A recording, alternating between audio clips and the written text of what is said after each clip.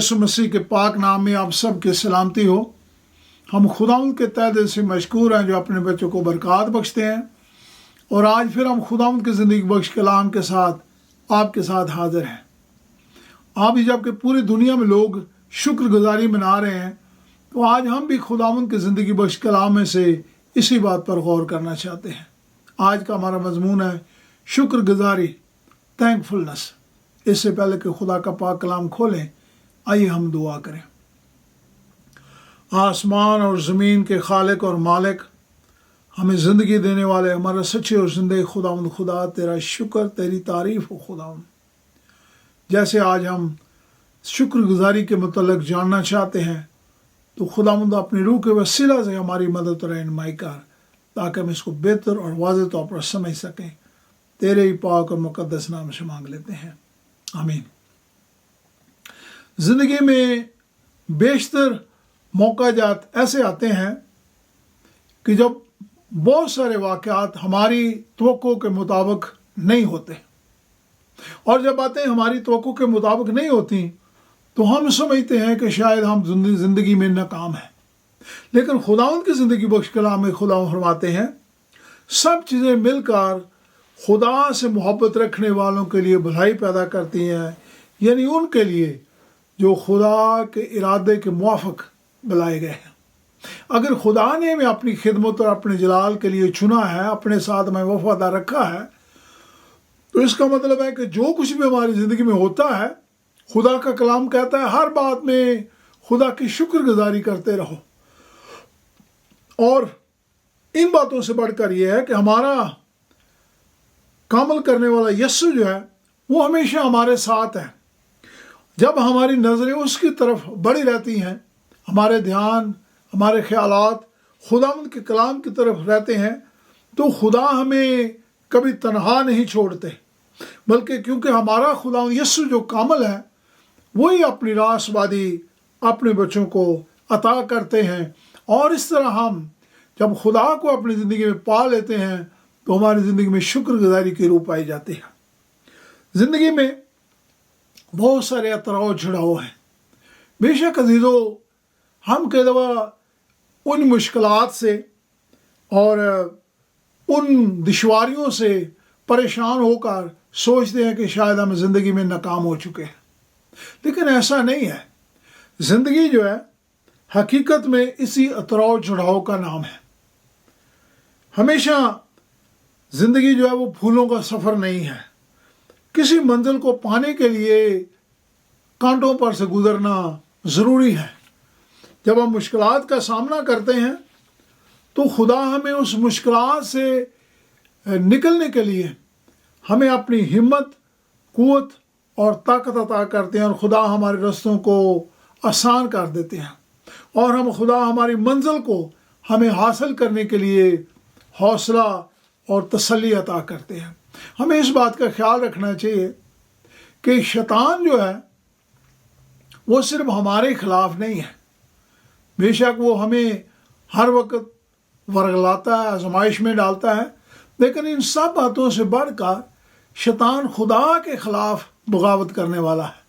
और अगर खुदा के खिलाफ वो बगावत करने वाला है और खुदा के खिलाफ जंग करने वाली कुव्वत है, तो फिर इंसान जो है उसका मुकाबला हम कैसे कर सकते हैं? उसका मुकाबला हम इसी सूरत में कर सकते हैं कि जब हम अपने सारे दुश्वारी, अपनी परेशानियां खुदावंद यीशु मसीह के सामने रखते हैं। और जब खुदावंद के सामने रखते हैं, तो खुदा की हिम्मत, क़ुव्वत और ताकत जो है, उसका जलाल जो है हमारे रास्तों को हमवार कर देता है। और इस तरह जब हम शुक्रगुजारी के साथ खुदा के हजूर हमेशा झुके रहते हैं, तो हम हलीमी और आजिज़ी की रूह रखते हैं, और इस तरह खुदा का रूह हमें काम करता है, और खुदावंद की बरकत को हम फरामोश नहीं करते, बल्कि उसके हजूर साबित कदमी से चलते हैं, तो खुदा हमें शुक्रगुजारी की रूह अता करते हैं। नाशुक्रे लोग जो हैं, आम तौर पर उनकी खुशियाँ नामुकम्मल होती हैं। अगर हों भी तो वो थोड़ी देर के लिए होती हैं, उनमें इत्मीनान नहीं पाया जाता। लेकिन जो लोग खुदा के शुक्रगुजार हैं, वो हमेशा शादमान लोग होते हैं, اور وہ شکر گزاری کی روح رکھتے ہیں، اور ان میں بغاوت کی روح اور بے چینی کی روح نہیں ہے، بلکہ خداوند کا اطمینان ان کی زندگی میں کام کرتا ہے، اور وہ ہر وقت خداوند کے روح میں رہنا پسند کرتے ہیں۔ خدا کا اطمینان ان کی زندگی کا حصہ بن جاتا ہے، اور خدا کے ساتھ چلنے والے لوگ جو ہیں ان کی زندگی میں تحمل پایا جاتا ہے، ان کی زندگی میں صبر پایا جاتا ہے، ان کی زندگی میں خوشحالی پائی جاتی ہے، ان کی زندگی میں اطمینان اور خدا کی سچی محبت پائی جاتی ہے۔ اور جب ہم خدا کی سچی محبت ہمیں پائی جاتی ہے تو پھر انسان کی روح جو ہے وہ شکر گزاری کی روح رکھتی ہے۔ ہر وقت ہم خدا کا شکر ادا کرتے ہیں، اگر مشکل وقت میں بھی ہوں اس وقت بھی خدا کا شکر ادا کرتے ہیں کہ خدا پھر بھی ہمارے ساتھ ہے، اور جب پریشانی میں ہوتے ہیں تو ہم اپنی مناجات خدا کے سامنے پیش کرتے ہیں۔ اس طرح خدا ہمارے رستوں کو آسان کر دیتے ہیں، اور خدا ہماری تمام ان دشواریوں کو، ان بلندیوں کو، ان رکاوٹوں کو خدا اپنی قدرت سے دور کرنے کی قدرت رکھتے ہیں۔ جب ہمیں خدا کی وفاداری پائی جاتی ہے تو ہم اپنی پوری صلاحیت جو ہے اس کو بروئے کار لاتے ہیں، اور روح القدس کی مدد مانگ کر ہم ہر بات پر فاتح حاصل ہوتے ہیں، فتح یاب ہوتے ہیں۔ خداوند ہمارے لیے بہت سارے بند دروازے کھول دیتے ہیں، اور کامیابی کی منزل جو ہے اس کی طرف ہم گامزن ہوتے ہیں۔ دنیا کے ہجوم کو بھول جائیں، کیونکہ دنیا اپنی منزل کو ہمیشہ فرق سمجھتی ہے، لیکن خدا کے ساتھ چلنے والے لوگ جو ہیں ان کی کامیابیاں خدا سے آتی ہیں، اور خدا انہیں تندرستی عطا کرتا ہے۔ خدا کا شکر ادا کریں جس نے ہمیں ماں باپ، بہن بھائی، دوست اور عزیز عطا کیے ہیں۔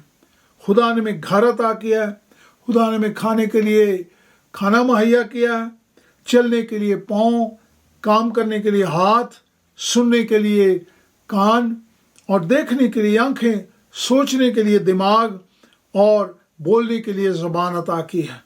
جب ہم ان ساری باتوں کو سوچتے ہیں، جس طرح سے خدا ہماری زندگی میں اپنی روح سے کام کرتے ہیں، تو ہمیں شکر گزاری کی روح پائی جاتی ہے۔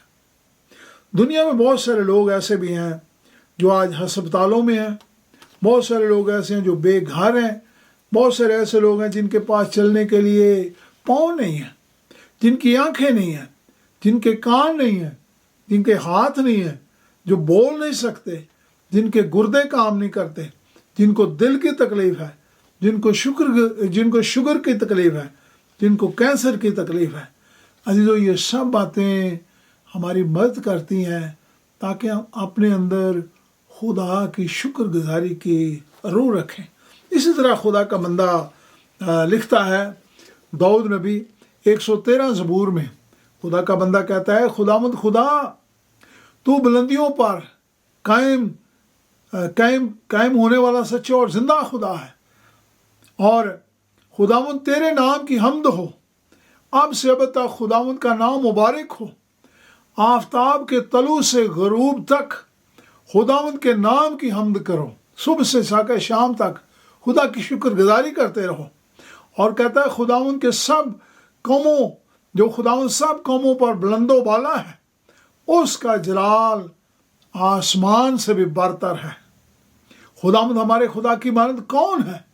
جو عالم بالا پر تخت نشین ہے، جو فروتنی سے آسمان اور زمین پر نظر کرتا ہے، اور مسکین کو خاک سے اور محتاج کو مزبلہ سے اٹھا لیتا ہے۔ جو خدا جو ہے، جب ہم خدا کے حضور جھک جاتے ہیں اور اس کی شکر گزاری کرتے ہیں تو خدا ہمیں تنہا نہیں چھوڑتا، بلکہ خدا کا اطمینان ہماری زندگی کا حصہ بن جاتا ہے۔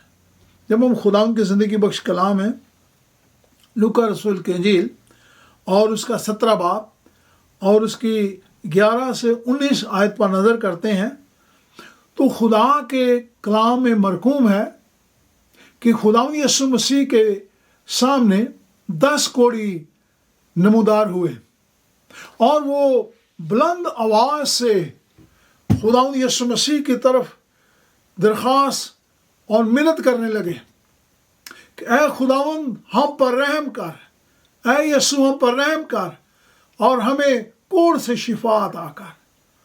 آپ کو پتہ ہے کہ اس پرانے وقتوں میں، پرانے عہد نامے کے وقتوں میں لوگوں میں کوڑ بہت عام تھا۔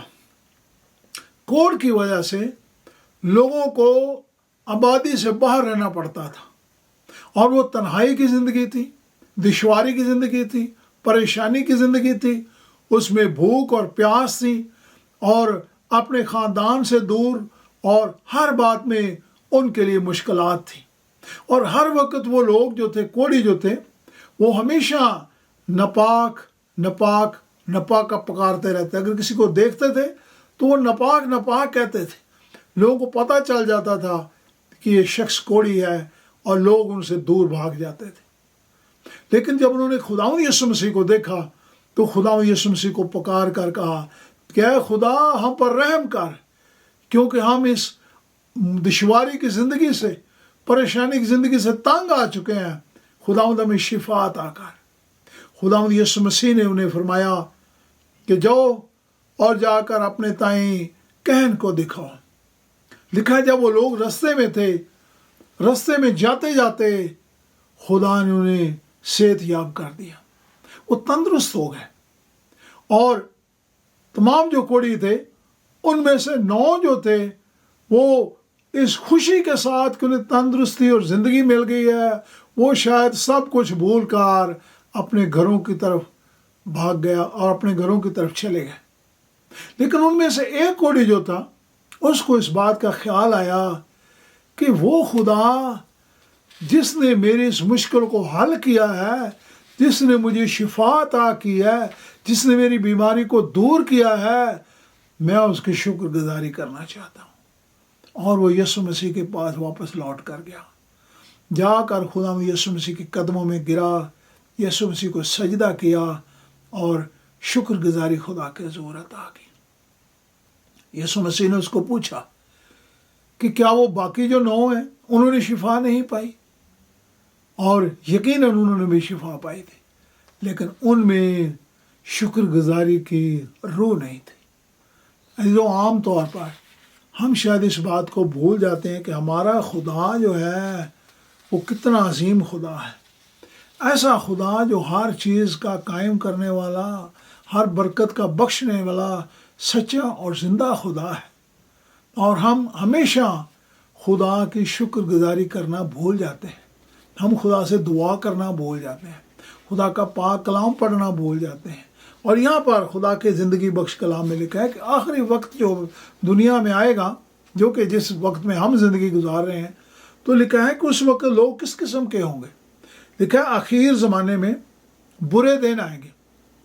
دوسرا تموتیس 3 باب 1 سے 4 آیت میں خدا ان کا کلام فرماتا ہے کہ آخری وقت میں لوگ خود غرض ہوں گے۔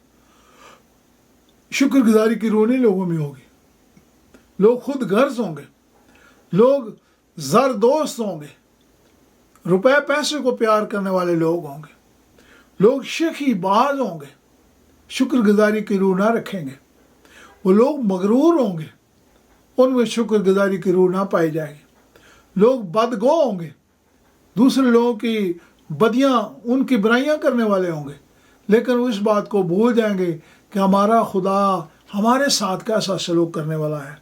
ماں باپ کے نافرمان ہوں گے، ایسے لوگ ناشکرے ہوں گے، ان میں شکر گزاری کی روح نہ پائی جائے گی، لوگ ناپاکی کی زندگی بسر کریں گے، لوگ تبھی سچی محبت سے خالی ہوں گے، لوگ سنگ دل ہوں گے، سخت دل ہوں گے، لوگ تہمت لگانے والے ہوں گے، لوگ بے ضبط ہوں گے، لوگ تند مزاج ہوں گے، لوگ نیکی کے دشمن ہوں گے، دغا باز لوگ ہوں گے، ڈھیٹ ہوں گے، گھمنڈ کرنے والے ہوں گے، عیش و عشرت کو پسند کرنے والے لوگ ہوں گے، اور لوگ بے دین ہوں گے۔ یعنی جب یہ سب باتیں انسان میں پائی جاتی ہیں تو اس وقت اس کی زندگی میں شکر گزاری کی روح نہیں رہ جاتی۔ جب ہم خداوند کے ساتھ چلنا چاہتے ہیں اور اس کے کلام کی باتوں کو سننا چاہتے ہیں اور اس کے روح، پاک روح کو اپنی زندگی دینا چاہتے ہیں، تو خدا ہماری زندگی کو بدل دیتے ہیں۔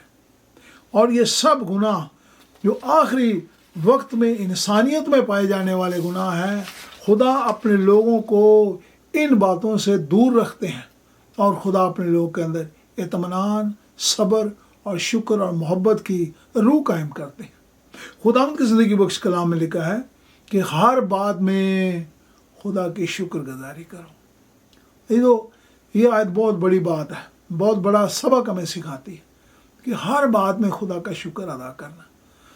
ہم بے شک انسان ہوتے ہوئے جب کوئی اچھی بات ہوتی ہے اس وقت تو خدا کا شکر ادا کرنا چاہتے ہیں، لیکن جب مشکل آ جاتی ہے تو ہم خدا کا شکر کرنا بھول جاتے ہیں۔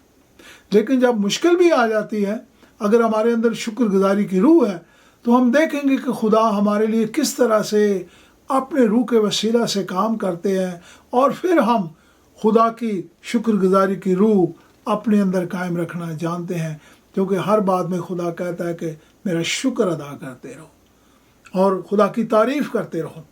خدا ان کی زندگی بخش کلام ہے فلپیوں 4 باب اور اس کے 6 آیت میں خدا فرماتے ہیں کہ ہماری درخواستیں اور ہماری دعائیں، ہماری منتیں خدا کے حضور شکر گزاری کے ساتھ پیش کی جائیں۔